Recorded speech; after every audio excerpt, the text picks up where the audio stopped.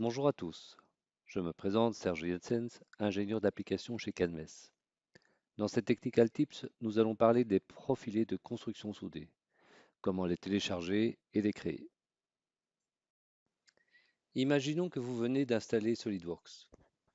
Vous démarrez votre construction soudée et découvrez deux normes, ANSI et ISO. En continuant, vous vous apercevrez très vite que ni des poutres ni des tubes circulaires sont disponibles. Quant aux tailles, seulement quelques-unes. Ceci est dû au fait que SolidWorks, à l'installation, vous fournit seulement quelques tailles en démonstration et se trouve dans un emplacement situé dans les répertoires d'installation SolidWorks. Si vous enregistrez vos nouveaux profils à cet endroit, vous risquez de tout perdre à la prochaine installation majeure.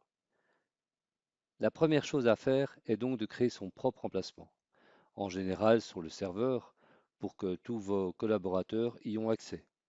Dans le cadre de cette démo, je vais le faire sur mon bureau. Par la même occasion, je supprime l'autre répertoire pour éviter toute confusion. Valider les modifications.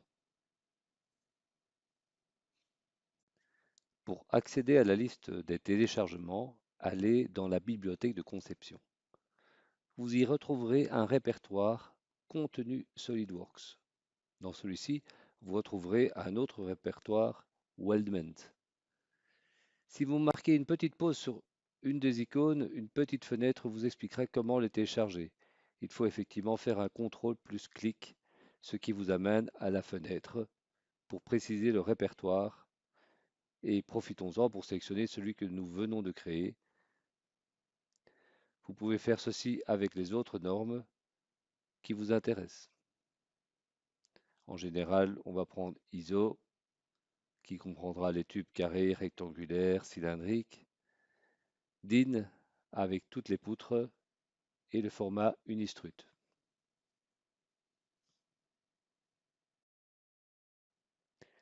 Allons à l'emplacement du téléchargement pour décompresser tous les fichiers. Choisissez directement ici. Ne faites surtout pas l'erreur de les mettre dans un nouveau répertoire. Recommençons notre élément mécano-soudé. Dans la norme, nous retrouvons tous les profils téléchargés et notamment la norme DIN avec tous les types de poutres ainsi que les tailles.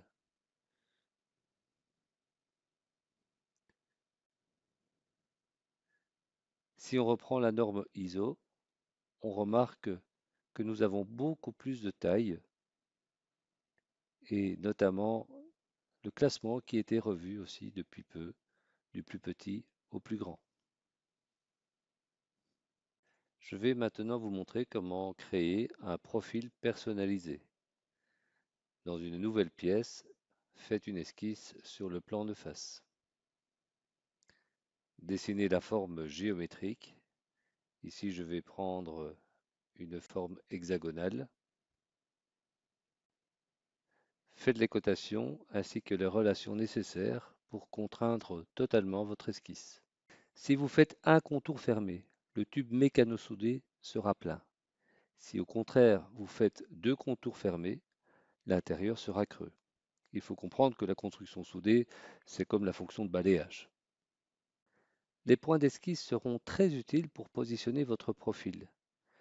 N'hésitez donc pas à en placer à des endroits stratégiques, au milieu d'un segment, à l'intersection de deux droites.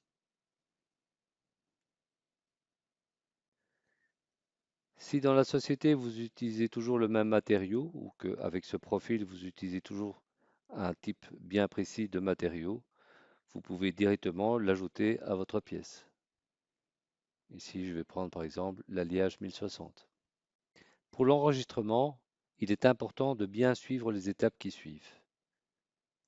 Si ce n'est pas fait, sélectionnez l'esquisse.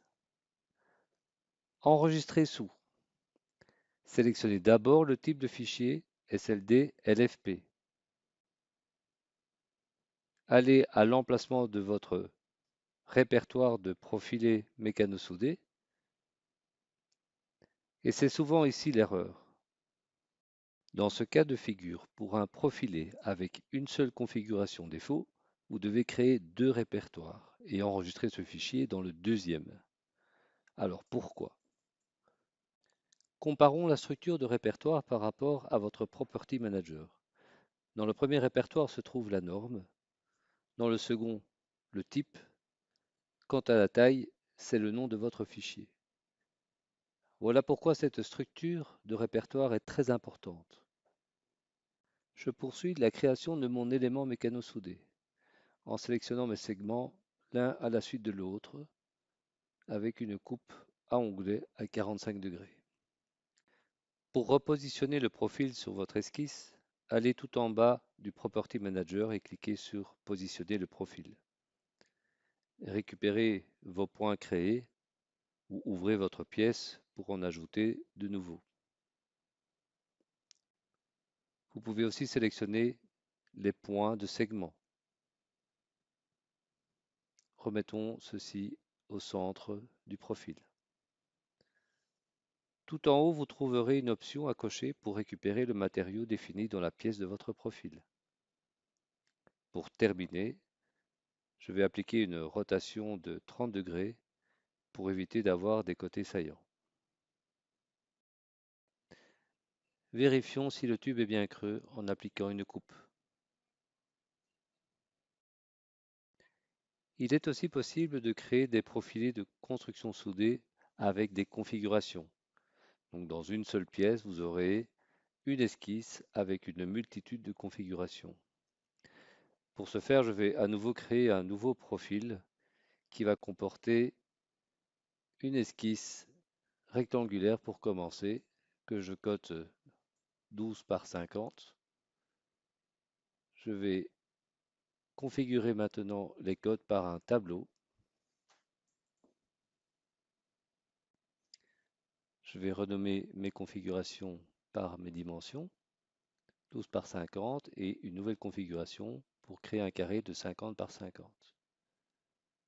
J'applique les codes, j'enregistre mon tableau. N'oublie pas de le nommer et d'appuyer sur la petite disquette avant de faire OK.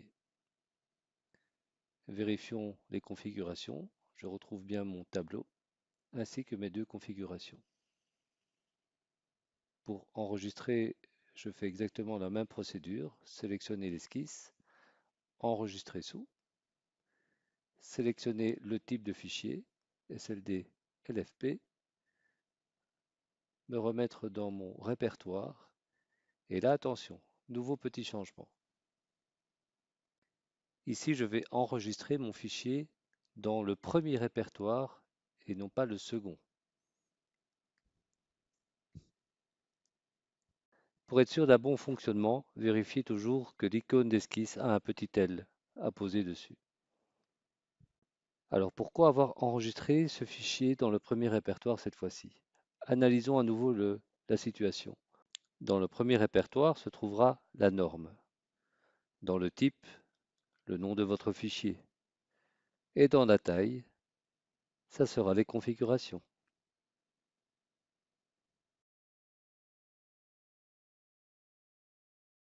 Dans un premier temps, j'applique mon profil rectangulaire en l'orientant et en sélectionnant tous les segments parallèles. Même si c'est une configuration, je dois recréer un élément mécano-soudé pour changer de profil. Ici le carré. Je vais terminer en ajustant mes profils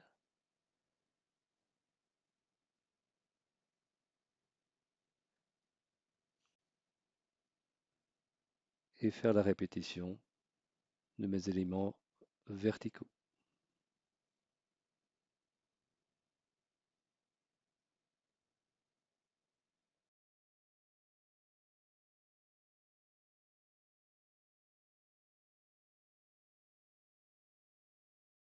Si vous avez besoin d'informations complémentaires, contactez-nous par téléphone ou par mail. N'oubliez pas de vous abonner. Je vous dis merci et vous donne rendez-vous dans une prochaine Technical Tips.